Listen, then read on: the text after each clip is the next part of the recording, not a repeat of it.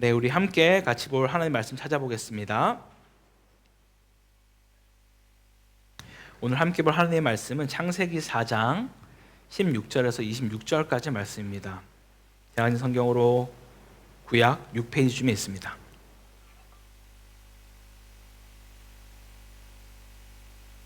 창세기 4장 16절에서 26절입니다. 다 찾으신 줄 알고 한 절씩 교독하고 마지막은 합독하겠습니다. 제가 먼저 4장 16절 읽겠습니다. 가인이 여호와 앞을 떠나서 에덴 동쪽 노 땅에 거주하더니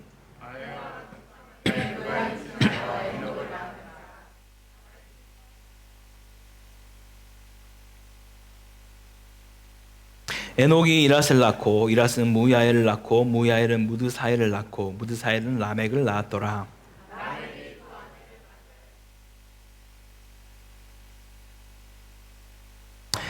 아다는 야발을 낳았으니 그는 장막에 거주하며 가축을 치는 자의 조상이 되었고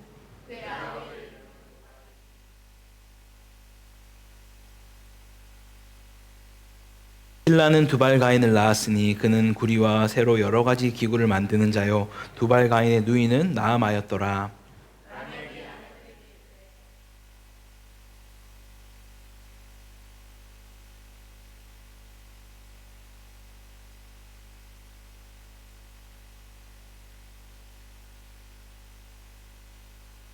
가인을 위하여는 벌이 7배일진데 라멕을 위하여는 벌이 77배이로다 하였더라.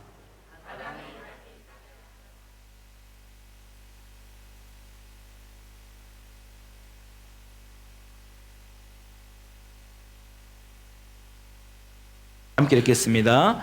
셋도 아들을 낳고 그의 이름을 에노스라 하였으며 그때 사람들이 비로소 여호와 이름을 불렀더라. 아멘. 요즘 목장 모임을 시작하면서 은혜 나눔들이 많이 나눠지고 있다는 것을 좀 듣게 됩니다. 24년 교회가 달려가야 할 표대가 있다면 다른 어떤 것에 있지 않고 말씀 위에 복음으로 하나 되는 교회인 줄 믿습니다. 그러기에 끊임없이 우리 교회에는 복음의 말씀이 선포되어야만 하는 것이죠. 그리고 그 복음으로 인해서 내 삶이, 내 영이 쪼개어져서 주님 앞에 낱낱이 드러날 때 내가 어떤 상태에서 구원받았는지를 알게 됨으로써 우리는 그 한량없는 구원의 은혜로 우리는 세상을, 가정을, 또 우리의 이웃을, 교회를 다시 보게 되는 것이죠. 이전에는 저 사람이 하와인 것 같았고 저 사람이 가인인 줄 알았는데 내가 하와였고 내가 가인임을 알게 되므로 그 복음 앞에 엎드려지는 은혜가 우리 가운데 있게 되는 것입니다. 지난주 우리는 가인과 아벨의 제사에 관한 이야기를 살펴보았습니다. 다시 한번 상기해 본다면 하나님은 단순히 제물로서 그들의 예배를 받으시고 안 받으시고의 개념이 아니었습니다. 성경에서 말하기는 아벨과 아벨의 제물은 받으시고 가인과 가인의 제물은 받지 않으셨다라고 말씀하고 있습니다. 이 말씀의 뜻은 하나님은 그들의 삶과 그들의 제물을 함께 받았음을 우리는 알 수 있는 것이죠. 그래서 우리가 드릴 예배는 무엇인가를 말할 때 그냥 주일만 거룩한 모습으로 거룩한 척하며 드린 예배가 아니라고 말씀드렸습니다. 우리가 드릴 영적 예배는 바로 삶을 드리는 예배인 줄 믿습니다.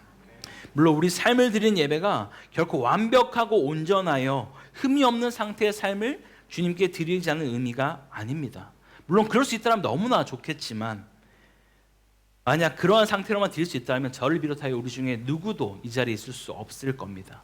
오히려 우리는 철저히 죄와 싸우며 날마다 십자가 앞에 나아가 우리의 잘못을 주님 앞에 회개하며 살았던 그 치열한 모습을 그대로 있는 모습 그대로 나아가는 것이 우리의 삶의 예배인 줄 믿습니다. 이번 한 주 어떻게 그러한 삶을 살아오셨습니까? 혹 또 넘어진 것 같고 그렇게 살지 못한 것 같아서 실망하는 마음이 있으시다면 조금 더 낙담하실 필요가 없습니다. 왜냐하면 그것이 은혜의 시작이기 때문입니다. 그 전까지는 아무렇지 않게 와서 그냥 예배드렸고 뭔가 내가 이렇게만 하면 되는 줄 알았던 그 상태에서 내가 또 이번 한 주 이렇게 살지 못했는데 주님께 죄송하구나 라는 마음으로 나왔다라면 이미 그것이 은혜의 시작입니다. 그러한 마음으로 그런 간절한 마음 가지고 오늘 계속해서 본문 살펴보겠습니다. 성경에서는 종종 떠나가는 이야기들이 등장하게 됩니다. 우리가 잘 아는 떠나는 이야기가 있다면 창세기 12장에 나오는 아브라함이 본토 친척 아비 집을 떠난 이야기가 나오고요. 야곱이 형 에서를 피해 고향을 떠난 것도 있고요. 또한 우리가 너무나 잘 알고 있는 탕자 이야기도 아들이 아버지의 집을 떠나는 이런 이야기들이 성경에서는 끊임없이 나오게 됩니다. 그런데 어떤 떠남은 하나님께 다가가기 위한 것일 수도 있지만 또 어떤 떠남은 하나님으로부터 멀어지기 위함도 있는데 바로 오늘 본문이 그러한 내용을 다루고 있습니다. 원래 하나님은 하나님과 관계를 맺는 자에게 이 생명을 부어주시는데 구약에선 이 생명을 복이라고 말합니다. 즉 하나님께 복을 받는 자는 생명력이 넘치는 그런 삶을 살게 되는 것이죠. 다른 어떤 조건이 없어도 내적으로 참 기쁨과 만족을 누릴 수 있는 삶을 우리는 얻게 된다라는 것입니다. 하지만 반대로 하나님과 관계가 끊어져서 생명력이 없어진다면 그 삶에는 고통과 슬픔과 불행이 찾아오게 된다라는 것이죠. 그래서 보통 하나님을 떠났다라고 하는 것은 단순히 하나님과 관계가 끝이야, 이젠 안 봐, 이 정도의 개념이 아니라 이 생명의 근원에서부터 멀어진다라는 것입니다. 곧 불행이 시작된다라는 것이죠. 이처럼 하나님을 떠난 자들의 모습은 거의 비슷합니다. 모두 내면이 불안하고 두려운 삶을 살게 된다라는 것이죠. 바로 오늘 본문에 나온 가인 이야기도 생명의 근원에서 멀어진 바로 여호와 앞을 떠난 자의 모습이 어떠한 모습인지 우리 가운데 보여주고 있습니다. 오늘 이 모습을 통해서 혹시 우리 안에는 가인과 같이 여호와 앞을 떠난 자의 모습은 없는지 함께 점검해 보길 원합니다. 가인에 대한 기본적인 배경은 아마 대부분 알고 계실 겁니다. 그의 부모가 아담과 하와이죠. 아담과 하와가 원죄를 지음으로 인해 에덴에서 쫓겨난 이후에 태어난 아이가 바로 가인과 아벨이었습니다. 그러다 어느 날 이 둘은 하나님께 제사를 드리게 되는데 이상하게도 하나님은 가인과 가인의 제물은 받지 않으시고 아벨과 아벨의 제물은 받으시면서 이 가인이 시기하여서 아벨을 그만 죽이고 맙니다. 그러면서 성경 안에 최초의 살인 사건이 나오게 되는 것이죠. 그런데 하나님이 여기서 이 살인죄를 저지른 가인을 죽음으로 벌하진 않으십니다. 다만 그에게 너는 유리하는 자가 되어서 이 땅을 헤매며 다닐 것이다 라고 그런 저주를 하게 되는 것이죠. 하나님을 떠나서 에덴의 동쪽 땅으로 그는 도망치게 됩니다. 그것이 바로 오늘 본문의 시작입니다. 무엇보다 성경에서 나오는 그런 지명이나 사람의 이름은 아주 중요한 역할들을 하고 있습니다.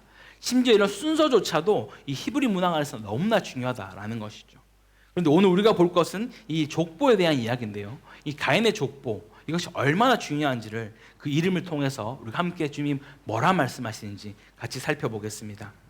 16절에 보게 되면요, 가인이 여호와 앞을 떠났다라는 것은 원어로 보게 되면 여호와의 얼굴을 떠났다라는 의미입니다. 얼굴은 친밀감 혹은 관계를 맺는 것을 의미하는데 얼굴을 떠났다라는 것은 이제 하나님과 관계를 청산했다라는 것이죠.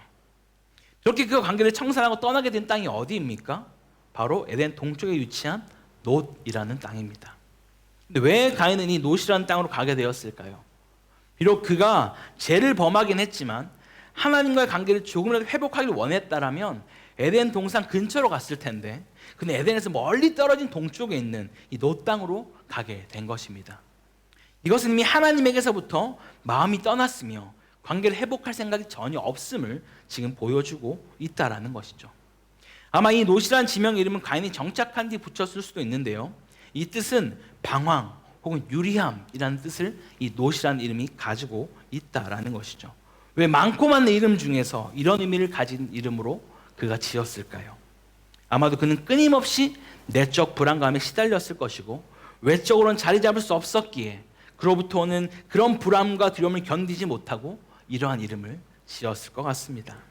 그런데 가인의 방황은 이것을 끝나지 않습니다. 이 방황의 땅에서 그는 아들을 낳았는데요, 17절을 보게 되면 그 이름을 뭐라 말하죠? 에녹이라 짓습니다. 예부터 자식의 이름에는 이 부모의 열망을 담는 그런 이름들이 많이 있습니다. 이 에녹이라는 이름의 뜻은 헌신하다라는 의미가 있습니다. 과연 가인은 어디에 헌신하길 바라는 마음으로 이 이름을 아들에게 주었을까요? 답은 이어서 나오는 성의 이름을 보면 알 수 있습니다. 성의 이름도 무엇입니까? 바로 에녹입니다. 보통 우리가 성을 생각할 때는 성은 적의 공격에서 자신을 보호하는 수단으로 만들어집니다. 그러다 보니 보호막인 동시에 폐쇄적인 공간이 되기도 하는 것이 바로 이 성인 것이죠. 뿐만 아니라 가인은 여기서 이 성을 쌓았다는 의미가 하나님이 자신에게 내린 벌에 대해서 자기가 정면으로 대항하고 있는 것이죠. 왜죠? 하나님 가인에게 어떤 벌을 주셨습니까? 유리하는 벌을 주셨습니다. 난 당신이 내린 벌 따위 내가 받지 않겠어. 난 그냥 내가 내 마음대로 정착할 거야 라고 정면으로 지금 대항하고 있다라는 것입니다. 가인은 지금 하나님을 떠나서 이 세상의 힘을 의존하며 자신의 안식과 평안을 찾으려고 하는 것을 우리는 볼 수 있습니다. 그런데 여기서 보게 되면 성을 쌓는다라는 이 표현이요, 단순히 완료형으로 쓰여진 것이 아닙니다. 끊임없이 쌓고 있는 것을 말하고 있어요. 성을 쌓아서 그 안으로 들어가야만 하는데 끊임없이 그 성을 쌓고 있다라는 거예요. 뭔가 쉬지 않고 계속해서 달려가고 있지만 자신의 그 두려움과 그런 채워지지 않는 공허함들이 전혀 채워지지 않는 것을 그는 계속해서 경험하고 있다라는 것이죠. 잠시도 쉬지 않고 무언가를 하고 있지만 그 어떤 것도 만족이나 성취나 감사나 안식과 쉼이 기쁨이 전혀 없는 그런 상태가 바로 이 가인의 상태라는 것입니다. 여러분 어떻습니까? 혹시 우리 삶 속에서 가인이 쌓은 에녹과 같은 그런 성은 혹시 없으십니까? 이것만 가지면, 이것만 달성하면, 이것만 이루면 더 이상 부족함이 없을 것 같아서 재물을 끊임없이 추구하고 명예와 권력을 또 화려한 스펙을 계속 쌓았는데 여전히 해결되지 않은 그 목마름과 갈증과 공허함이 혹시 여러분 가운데 있지 않으십니까? 이처럼 하나님을 떠난 사람은 불안하고 두려워서 끊임없이 자신의 보호막을 쌓아간다라는 거죠. 또한 그 보호막인 성을 유지하기 위해서 주변의 관계와 환경까지 이용하게 됩니다. 마치 가인이 아들에게 에녹이라는 이름을 주면서 자신에게 헌신하여 자신을 지키라고 말하는 것처럼 말입니다. 세상에는 끊임없이 자신의 관계와 환경을 이러한 형태로 사용하는 것을 우리 너무나 많이 보게 됩니다. 예전에 한 유명한 배우의 대사를 기억하십니까? 저를 전적으로 믿으셔야 합니다. 혹시 기억나세요? 바로 스카이캐슬이라는 드라마였죠. 이것이 바로 이러한 것의 끝판을 보여주는 내용이 아닌가라고 생각합니다. 어떻게든 좋은 대학을 보내기 위해서 수단과 방법을 가리지 않고 이 자녀에게 모든 것을 투영하여서 뭔가 그 성을 쌓아가려고 했던 그런 모습들이 세상에 너무나 많이 있다라는 것이죠. 내가 공부를 못했고 사회 경쟁에서 낙오했으니 그러니 너는 높은 자리에 올라가서 떵떵거리며 살아보라고 그렇게 자녀에게 모든 것을 쏟아놓는 일들이 세상에서 너무 많이 있다라는 것입니다. 자기 대신 그 한을 풀어달라고 자녀에게 그 욕망을 다 쏟아붓고 있다라는 것이죠. 세상에 휩쓸려 살아가는 가인과 같은 자들이라면 이런 모습을 보이는 것은 당연한 그런 태도인 것이죠. 하나님을 떠나서 세상에 갔기 때문에 그들이 의존할 것은 세상의 힘밖에 없기 때문입니다. 그러다 보니 자녀에게 자신의 욕망을 투영하고 자신이 부끄럽지 않게 해서 자녀를 조종하는 자리에까지 가게 된다라는 것이죠. 그러면서 그 자녀가 기대에 못 미치게 되면 어떻게 얘기합니까? 너가 아빠를 닮아서 그렇다. 너가 엄마를 닮아서 그렇다. 너가 누굴 닮아서 그렇다. 라고 말하며 남 탓까지 하게 되는 그런 자리까지 가게 되는 것입니다. 자신의 욕망을 이루지 못해서 자녀에게 부정적인 감정까지도 계속해서 재생산되는 것을 우리는 볼 수 있습니다. 이것은 관계나 환경을 자기를 위한 수단으로 여길 때 나타나는 지극히 당연한 모습인 것이죠. 더욱 이런 풍조가 하나님을 떠난 자들뿐만이 아니라 안타깝게도 교회 안에도 들어와 있다는 사실을 우리를 참 슬프게 만듭니다. 기독교계 안에서도 자녀교육이 열풍인 것은 세상과 크게 다르지 않습니다. 수많은 간증책이나 간증들을 들어보면 어떤 얘기들을 주로 많이 합니까? 결론적으로 말하면 열심히 신앙생활 했더니 좋은 학교에 가게 됐습니다. 좋은 회사에 취업하게 됐습니다. 라는 얘기들을 때로는 많이 하는 것을 우리는 보게 됩니다. 정말 우리가 믿는 하나님이 종교적인 활동을 정말 열심히 하고 뭔가 더 열심히 했더니 그렇게 무조건 좋은 길로만 인도한다라고 말할 수 있을까요? 만약 그렇다면은 우리가 믿는 예수님이 그렇게 돌아가시면 안 됐었어요. 가장 화려하고 가장 멋지게 승천하셨어야만 했습니다. 주님은 오실 때도 가실 때도 가장 낮은 곳에서 가장 비참한 모습으로 가셨다라는 것이죠. 결코 우리에게 어떤 종교적인 행위를 했다고 해서 어떤 명문대나 좋은 것을 내가 너에게 주겠다라고 하는 일이 아니라는 것입니다. 꼭 우리 중에도 이렇게 하나님의 도움을 받아 좋은 대학에 가서 자신의 욕망을 채우려 하는 자가 있다면 우리도 어쩌면 동일하게 가인과 같은 그런 모습으로 나의 성을 쌓아가는 것이 아닌가를 우린 돌아봐야만 할 것입니다. 나의 욕망이 주변 누군가를 통해 실현되길 바라거나 환경에 의존하려고 하는 모습이 보인다면 내가 꼭 가인은 아닌지 반드시 살펴볼 수 있기를 바랍니다. 참 하나님을 떠난 사람은 이 지옥과 같은 세상의 삶에서 벗어나기 위해서 결국은 힘을 의존할 수밖에 없다라는 것이죠. 18절에 에녹 이후에 어떤 자들이 태어났는지를 말해줌으로써 이 가인과 그의 가문이 어떻게 흘러가고 있는지를 보여주고 있습니다. 한번 볼까요? 하나님을 떠난 자들의 생애가 어떠한지를 그대로 보여주고 있는데요. 가인의 아들 에녹이 낳은 아들의 이름은 무엇입니까? 이랏입니다. 이랏의 뜻은 인생 무상입니다. 이렇게 모든 것을 쏟아서 해봤지만 인생 무상이구나 라고 말하는 것이죠. 에녹은 아까 말씀드린 대로 늘 아버지를 만족시키기 위한 삶을 살았을 겁니다. 아버지가 쌓은 성을 지키는데 모든 것을 할애하며 그 인생에서 정작 자신의 삶은 없어진 것처럼 살았다라는 것이죠. 그러면 생각하기를 난 무엇을 위해 사는가? 내 인생이 난 있긴 한 걸까?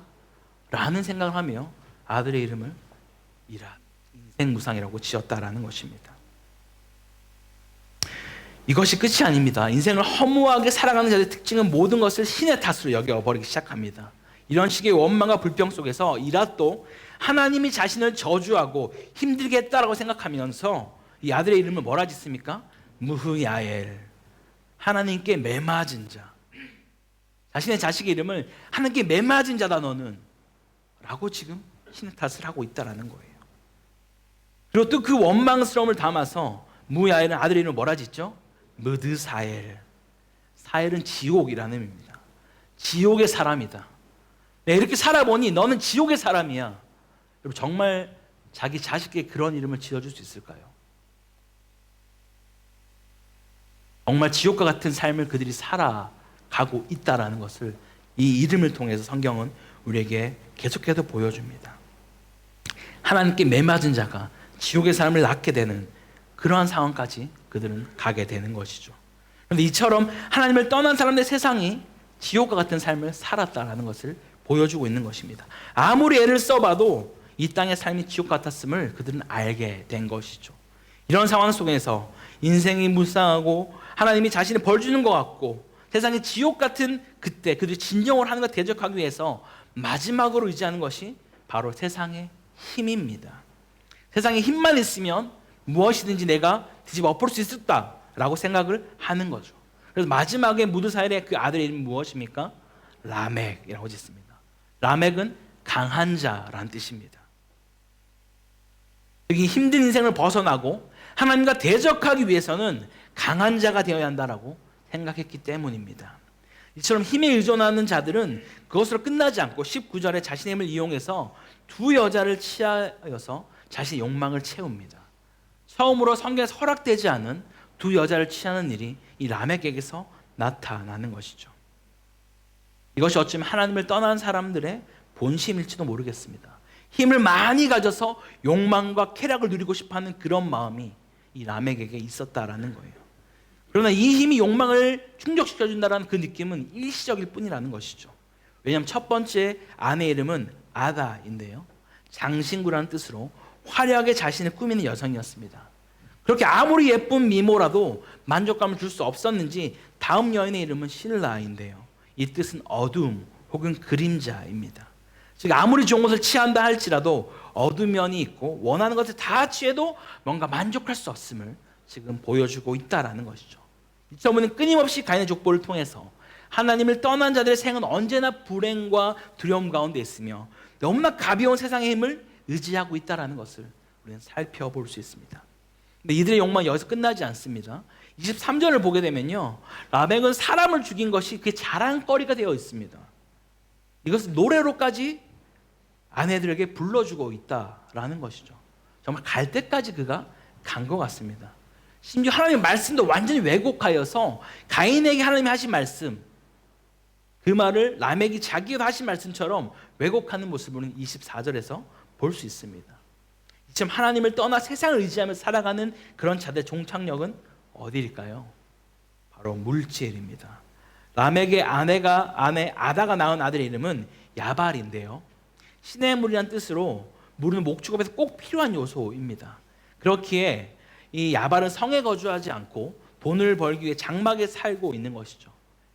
이곳은 성과는 달리 어쩌면 목숨을 걸고 살아야만 하는 그런 척박한 인생이지만 그만큼 그에게 있어서 돈이 더 중요했다라는 것이죠.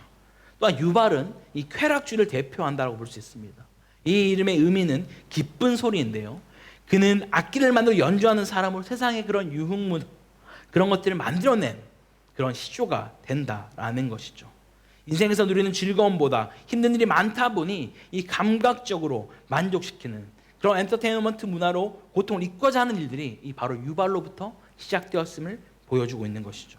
그리고 더욱이 두 번째 아내 신라가 낳은 두발가인은 이 물질주의의 기계명에 의존하는 그 시조가 되고 있음을 보여주고 있습니다. 이 이름의 뜻은 가인의 번성함이라는 의미가 있습니다. 하나님을 대적하는 영향력을 이 기계를 만들면서 더 늘려가는 것이죠. 그전에는 사람을 그냥 쳐 죽일 정도였지만 이제는 무기를 생산하여서 정복하고 죽이는 일들을 이 두발가인을 통해서 하기 시작한다라는 것이죠. 그리고 마지막으로 이 족보는 누구로 끝이 납니까? 두발가인의 누이 나아마로 끝이 납니다. 나아마의 뜻은 무엇입니까? 아름다움 혹은 사랑스러움이라는 뜻입니다. 남자들이 힘에 의존하여서 자신의 힘을 키우려고 한다라면은 여자는 끊임없이 이 아름다움과 외모에 치중하여서 살아가는 이 가인의 후손의 결말을 보여주고 있다라는 것이죠. 지금 오늘 창세기 본문이 가인의 족보를 굳이 이렇게 나열하며 기록해둔 이유는요. 하나님을 떠나서 세상에서 발버둥치는 사람들의 모습이 결국 이렇게 허망할 수밖에 없다라는 것을 우리 가운데 끊임없이 보여주고 있다라는 거예요. 우리에게 진정한 소망은 세상의 힘도 아니요, 물질도 아니요, 외모도 아니요, 오직 우리를 위해 죽으시고 부활하신 예수 그리스도밖에 없음을 믿으시기 바랍니다. 우리 사랑하는 쿠다키나발루 한인교회 성도 여러분, 오늘 본문에서는 우리는 여호와 앞을 떠난 자들의 모습이 어떠한지, 어떠한 삶을 살아가는지 낱낱이 살펴보았습니다. 정말 이 땅에서 보게 되는 그런 악한 모습들이 이미 오래전부터 있었음을 우리는 보게 되는 것이죠. 그런데 정말 감사한 것은요, 여기에 성경이 끝나지 않았다라는 거예요. 우리가 마지막으로 함께 25절, 26절을 같이 한번 읽어보겠습니다. 시작. 아담이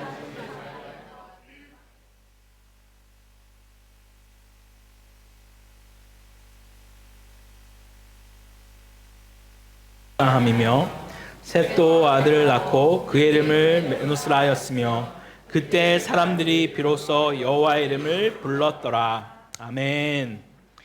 여기 마지막에 뭐라 말씀하나요? 그때 사람들이 비로소 여호와의 이름을 불렀더라. 할렐루야. 하나님은 분명 아담의 후손을 통해 우리를 구원할 구원자를 보내주실 것을 약속하셨습니다. 여자의 후손으로 왔던 아벨이 죽었지만 또 그를 대신할 다른 씨, 바로 셋을 주시게 되는 것이죠. 그 셋은 아들 낳아 에노스라 이름을 부르고 뭔가 성을 쌓거나 다른 일을 하지 않았습니다.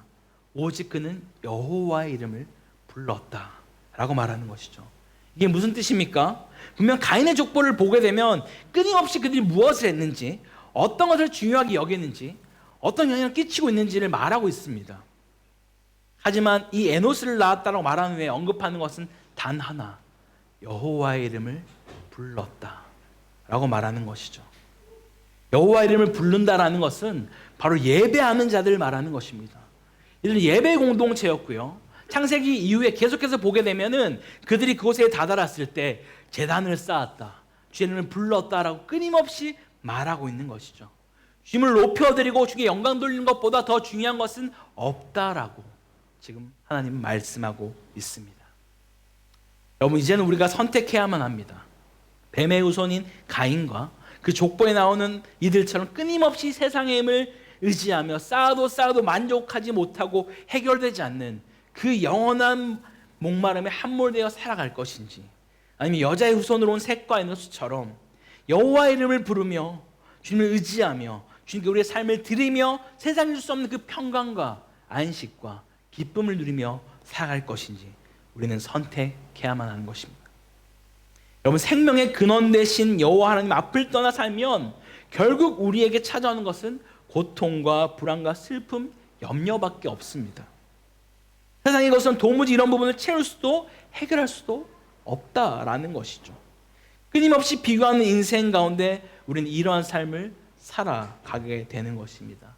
아까 우리가 봤던 이 가인의 아들 에녹은 아버지를 위해 헌신된 바쳐진 삶을 살아야만 했기에 끊임없는 고통과 원망 그리고 인생 무상의 그런 삶을 살 수밖에 없었지만, 우리가 잘 알고 있는 또 다른 에녹이 있죠. 이 셋의 후손으로 온 그 에녹은 똑같은 이름을 하고 있지만 하나님께 자신의 인생을 헌신하고 바침으로써 그가 날마다 주와 동행하였다. 그런 후에 주님께 들려 올라갔다라고 말씀하고 있습니다. 바라건대 이 자리에 있는 저와 여러분은 이런 에녹과 같은 삶을 살았으면 좋겠습니다. 여호와를 떠나 세상에 헌신되고 바쳐진 삶이 아니라 여호와 이름을 매 순간 부르면서 주님 다시 오실 그날까지 날마다 주와 동행하며 살아가는 우리 모두가 되기를 주의 이름으로 간절히 축원합니다. 우리 함께 같이 기도하기 원합니다.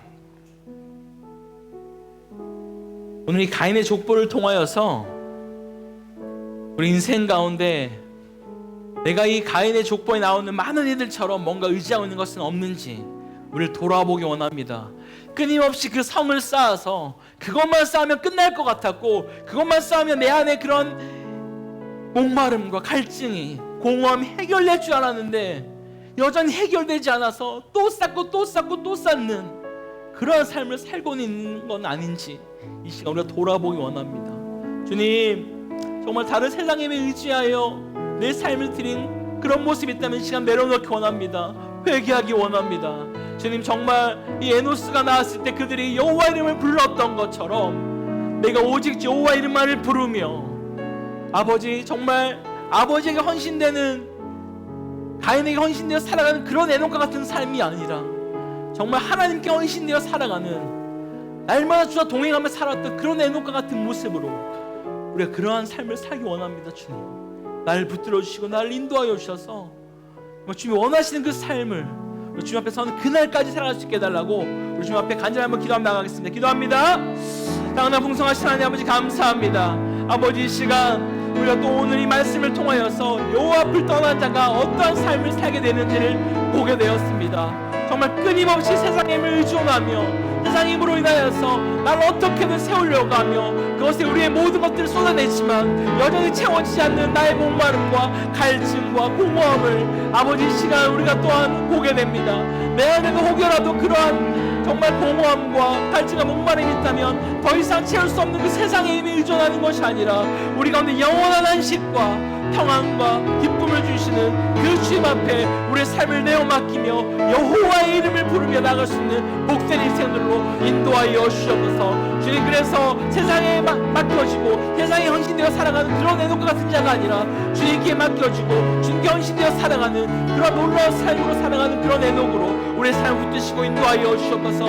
아버지, 오늘 이 시간 오늘 주의 말씀이 우리의 마음판에 심겨지게 하시고 그렇게 우리의 삶이 온전히 변화되어서 말씀으로 변화되어지는 놀라운 그 삶들이 우리의 삶 가운데, 우리의 가정 가운데, 우리의 직장 가운데, 우리의 모든 교회 성도들 가운데 있게 하여 주옵소서. 살아계신 하나님, 역사하신 하나님, 지금 우리 가운데 놀랍게 일하시는 그 주님을 신뢰하며 나아가오니 주여 오늘 다스려 주시고 통치하시고 인도하여 주옵소서. 아버지, 우리는 찬양합니다. 아버지, 역사하시고 인도하여 주옵소서.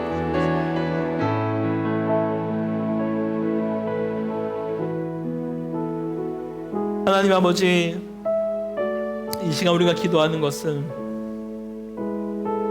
이 땅 가운데 우리가 끊임없이 세상의 가치와 기준으로 인하여서 우리 안에 채워지지 않는 목마름과 갈증으로 인하여서 그것을 나의 보호막처럼 성으로 쌓아가려고 했던 것은 아닌지 이 시간 돌아보기 원합니다.